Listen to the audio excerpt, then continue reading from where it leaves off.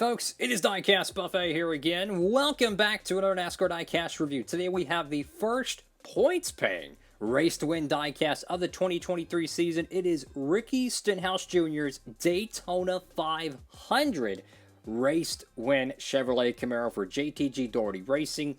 One of the greatest upsets in recent NASCAR history. It's interesting, you know. McDowell wins the 21 500. Cindric wins the 22 Daytona 500, which is an upset, regardless how great his career could turn out to be. It's still an upset. And then Stenhouse wins it in 23.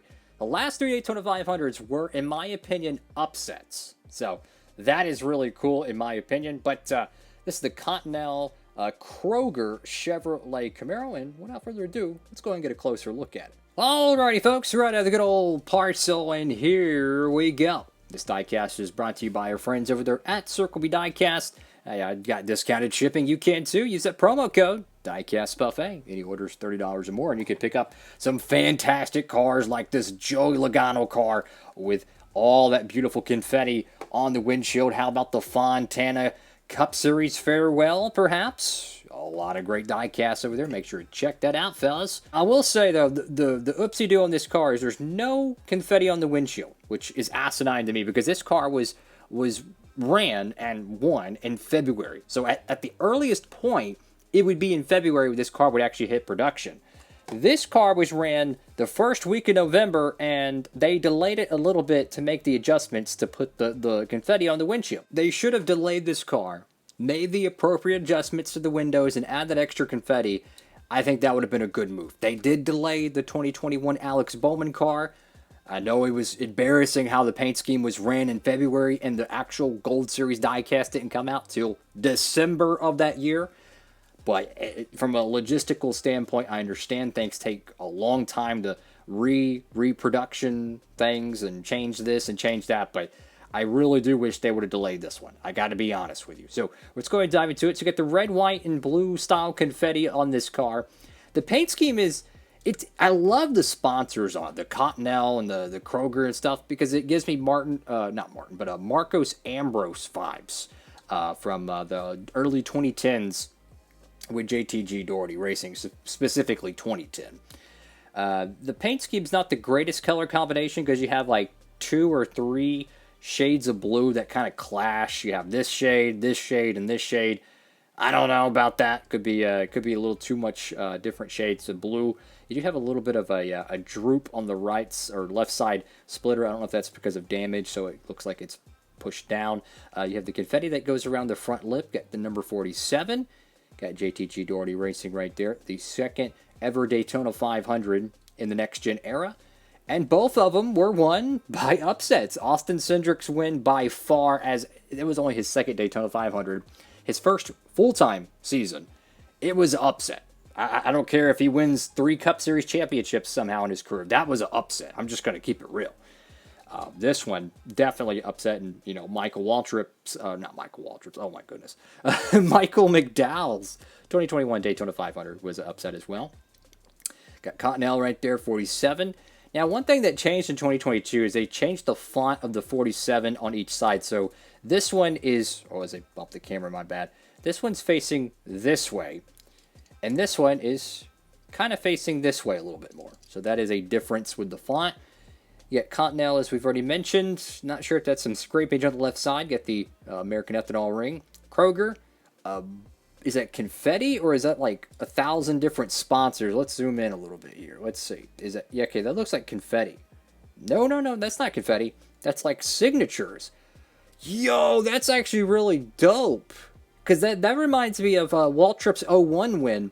If you look at the raced version, there's a buttload of like little Sharpie marks on the car, like the crew or someone, they wrote on the car, and it's present on the raced version. So I'm assuming that is post-race, that I guess they had the crew and they marked on it.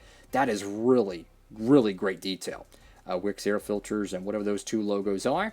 Stenhouse Jr., 75th anniversary Goodyear Cup Series.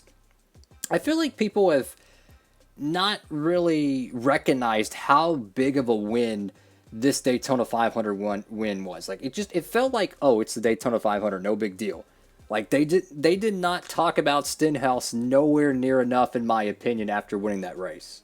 Like it just kind of felt like even SportsCenter barely even talked about the Daytona 500. And I know how they are about motorsports nowadays, but it just felt like, oh, ho hum, Stenhouse wins the 500, no surprise.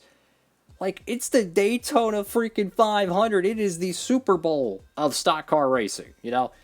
So I feel like in due time we'll look back on it and be like, holy cow, he actually did it. I don't think people give him enough credit, honestly. You know, Ricky Stenhouse Jr., as I've called him many times in my videos, hey, he is a fantastic plate guy. Get Camaro, Continental, Kroger, ZL1, the whole back end of this car is off. And I don't know if that's accurate or not. It could be. But judging how this decal overlaps this, I have a feeling that is actually a decal error, unfortunately. Notice a two-tone spoiler. Black on one side, light blue on the other. That is interesting. Go to the right side of the car. This one looks pretty clean. Like if you know, you can't see the hood right here, I would be like, that's totally a clean version of a car, just about. That looks like a normal standard version. When then you go to this side, you can, you know, see the confetti around it. Again, it is a shame they did not make this car in the clean version. So if you want that, alongside the other 30-something Stenhouse paint schemes he runs each year, you're going to have to custom make that, which is a shame because he has so many great sponsors. I mean, what does he have? Like Honey Nut Cheerios, Frosted Flakes, or what is it? Go-Gurt, Reese's. I mean, this dude has an unbelievable amount of sponsors. He's got like, there's like a dog food brand, Blue Buffalo. They have that brand. They have another one I always loved watching on the racetrack. NOS Energy, Nature Valley, I think. There was another one, I think. I don't know. They just got so many amazing paint schemes and sponsors, and they make none of them. It's so stupid. It's so stupid. So you have to literally make every single one of them yourself. Got the 47 right there on the roof. Very minimal amount of confetti. I imagine there would have been more, but, you know. Half of that was probably engulfed by being on the windshield, and they said no dice to that. Go over here to the deck lid, and let's zoom in, and let's see what magical sponsors that are on the deck lid. So he did run a Sunny D car in 2023, I believe. I know he ran a Reese's car somewhere. Got Cheez-It. I think he ran a Cheez-It car too. Got Slim Jim. Yep, that's another cool sponsor I'd like to see in a 1/64 scale. I mean, all these different sponsors, and they don't make any 1/64s for them. It's absolutely stupid to me. It's so stupid. They never make 1/64s for Stenhouse. And you wonder why so many people just make customs. They make them for their own collection or whatever, because they don't make the paint schemes anymore, you know?